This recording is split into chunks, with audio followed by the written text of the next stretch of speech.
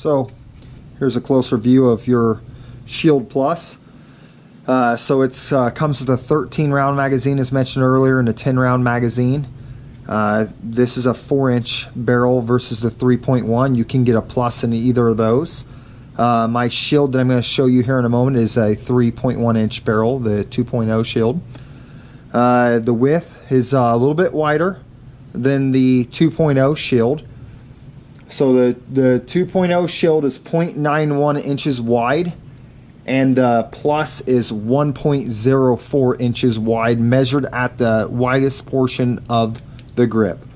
I'll give you a side profile. So here is your 2.0 Shield, and then here is on the right is the Plus. If you kind of look at them, sorry, I'm trying to get it steady. So there you go, kind of a side profile, or I mean a top view.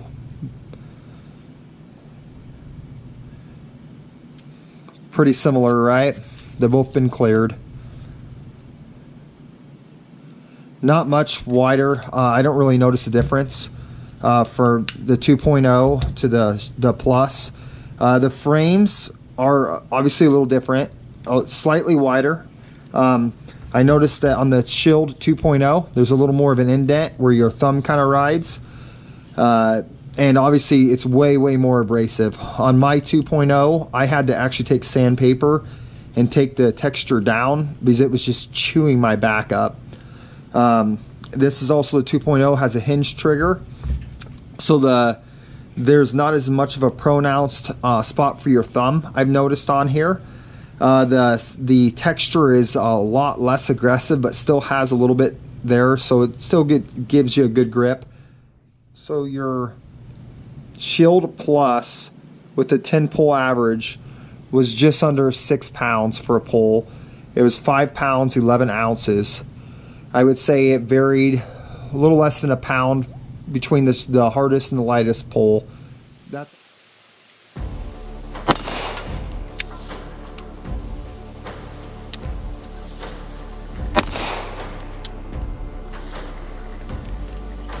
so again, didn't pick one up off the magazine. So we lock to the rear. The slide hasn't gone forward yet. You can see still a full mag with nothing in the chamber.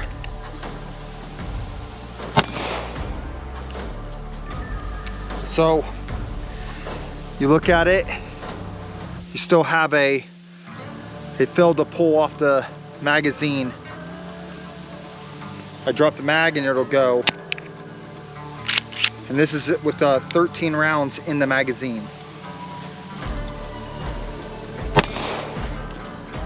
Again, with one in the chamber and 13 rounds in the magazine, it fails to load. Drop the mag, slide goes forward.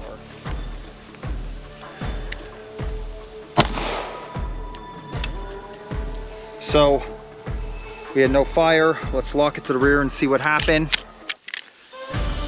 So I had a failure to eject, right?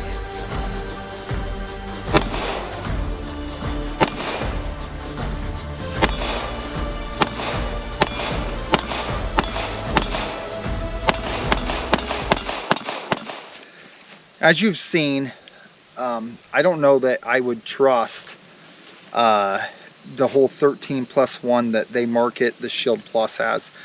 A lot of times, especially when it's cold, if I have a round in the chamber and 13 rounds in the magazine, I have a failure to feed, I have a failure to extract, whatever, multiple errors. I can repeat them as I've caught on video, and then as the gun warms up, it seems to run a little smoother. Whereas I've just got done firing 5 different rounds of full magazine with a round in the chamber, and it ran perfect. I've done this with multiple ammunition. I've done it with the 13 round magazine and the 10 round magazine. I've had similar failures and similar successes. Ultimately, you're probably carrying this gun to save your life, and if I've had repeated failures, I wouldn't trust it to be full. right? So I wouldn't trust it as they market it with a 13+1. Running it 12 with one in the chamber, I have yet to have a failure with failure to feed, failure to extract, anything like that. You can almost see with the 13 rounds, this doesn't even want to seat in that good. And you really got to give it a smack to make it happen. Something else I noticed with a 13 round magazine in the weapon. So you go to just slingshot it and the catch, your slide catch, still stays engaged on 13 rounds. If I pull back and pull down, it'll pick a round up and do what it's supposed to do. One of the other failures I've noticed with any performance center, to include like the full-size M&P, the Shield Plus, anything that I've got my hands on performance center wise, is the light strikes reloaded ammo. It runs all factory ammo well, but it'll light strike the crap out of reloads. I've compared it to my M&P that's not a performance center, and it runs my reloads without any issues. But the performance centers, I think maybe it's a light striker spring that kind of tune the trigger. I'm not really sure, but I've noticed that I get a lot of light strikes. Good for. This is how I carry my Shield Plus. I have a TLR6 Streamlight mounted on it. I got the version of the Shield Plus, the Performance Center, which comes with the Crimson Trace optic. We're going to cover the cons and the pros. So the cons, as mentioned before, your 13+1, as they market it, induces failures a lot until the gun like physically warms up, and then it runs well. I've done it cleaned. I've done it dirty. I have not tried multiple 13 round magazines, full disclosure, because I don't have them. But every time I've had issues with this. I also had it when I loaded it full of 10. So go around short in your magazine when you load it. So I run mine at 12+1, and I have no problems with that. The grip is amazing. I really like the grip. I still had to sand down the side that touches me on my bare skin because it's just a little too abrasive for carrying it all day long. No big deal. I did do it on the 2.0 as well. This one was better though. It was a lot less to take off. And since I've done that, I've had no issues with discomfort in carrying. The magazine, your 13 round magazine loaded full, I had problems with getting it to seat easily, right? Like it should seat.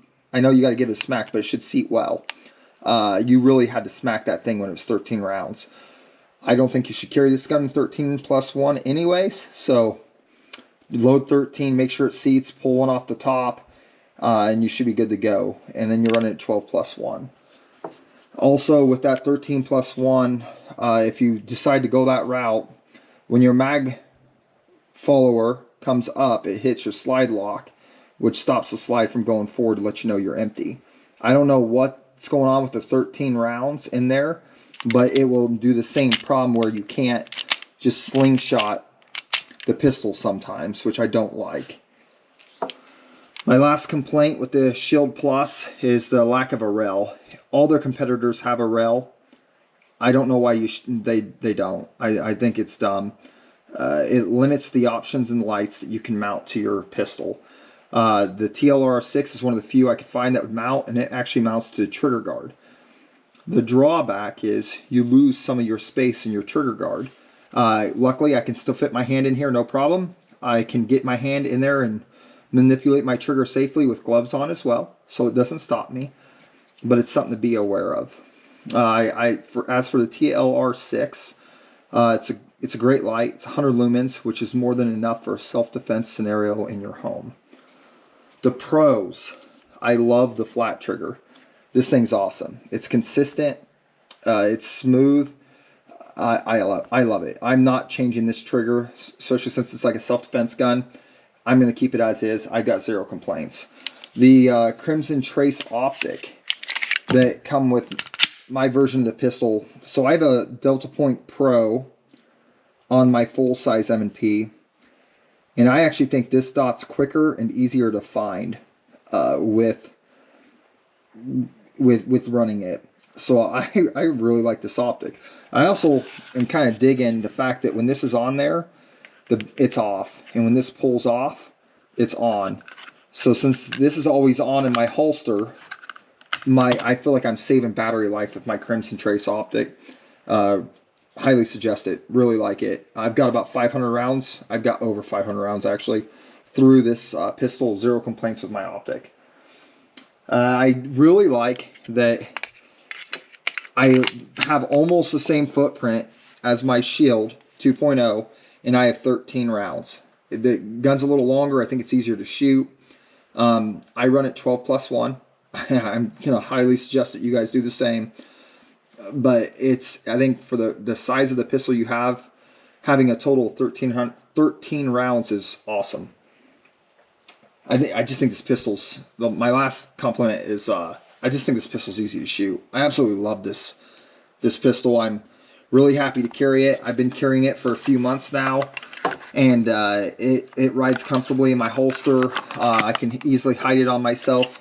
I have zero issues with it. It's just a great gun. I highly suggest this pistol, knowing the reality of the pistol. Don't get sucked into the 13+1. You're gonna regret it. I would not do it. I would not trust my life to it. But if you can get past that in the lack of a rel, I really feel like there's nothing to complain with this pistol. It's a great gun, runs good. It will be my carry from this point forward until something cooler and better comes out. And what else I did is if this cover comes off, it turns the dot on. Well, to save battery, I've actually rigged a hole right up in there, and I tied some shock cord or bungee cord to the top of, or the front of, the protector for the optic. So when you draw, it pops off. I'll try that again. So when you draw, it pops off. And all that is I've drilled a hole through the top of it, and I've tied some shock cord to the end of that. So you see, and then it just pulls off. I've checked it over and over again. It never impedes with my draw. It doesn't really mess me up at all. Reholstering obviously is an issue, but this is for concealed carry, so I don't really care, because it's going to come out of my holster once, and it'll be a deliberate method to put it back away if I ever actually have to draw it for real.